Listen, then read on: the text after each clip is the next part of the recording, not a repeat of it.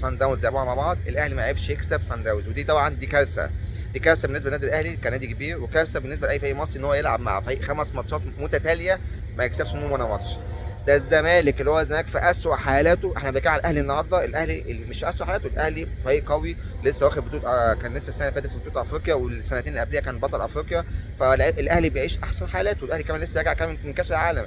الزمالك لا، الزمالك حرفيا ضايع، مفيش مجلس اداره وي فالزمالك ضايع.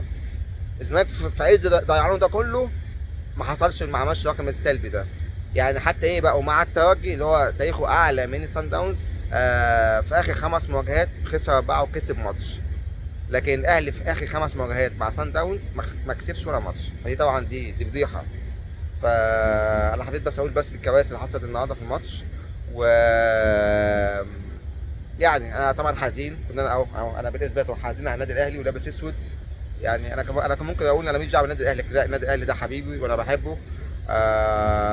واتمنى بقى، مش عاوزين بقى ايه نقعد بقى شغل العياط بقى وشغل عيوطه وشغل انا ننوس عين امه واشتكي واعمل ان الاتحاد الافريقي كده كده مش هيعمل لك حاجه. الاتحاد المصري طبعا هو بقى اللي ايه اللي هيكوش لك زي كده ايه ما بيكوش لك كده موضوع الغرامه بتاع الكهرباء. يعني واحد يا جماعه في غرامه كهرباء، واحد طالع بيقول لك كده علني كده في التلفزيون اوف كهرباء حطه صح وبيعمل كده بايده. ده ايه ده؟ وبعد كده طالع يعني نقول ايه بس الفجر يعني في الموضوع، طالعين يقول لك ايه ده ما قال، في ناس قالت لك ده ما قالش كده وده لاعبين في الصوت، وهو طلع ما قال لك لا انا قلت اوف كهربا عقده صح والنبي. يعني عامة المفروض اللي فاصل في الكلام ده كله هو يبقى خبير في الفيديوهات يعني. بس بكلمكم عن الفساد اللي في الاتحاد المصري عامل ازاي. لما لعيب بيقول الكلام ده كله بيعمل اشارات كده بايده جنسيه. فبعدين اللي قال اي حد محترم قال ان الكهرباء ما قالش الكلام ده كله، وقال ان دي حاجات، يعني دي حاجات عاديه خلاص. شغل بقى يا باشا الفيديو ده قدام مامتك ولا اختك ولا اي حد، وافضل اقول لهم اوف كهرباء حطه صح او كهرباء عقده صح مع الحركه دي. يعني انا عايز اعرف منين كهربا عقده صح ومين بيعمل كده. ف مفيش خالص مفيش. طبعا ده فساد من اتحاد الكوره. اتحاد الكوره بصراحه فاسد. اتحاد الكوره بيخاف بس من النادي الاهلي. يعني هو عامل جامد على كل الانديه، لكن اللي يجي قدام النادي الاهلي تلاقيه بطه بلدي يعني.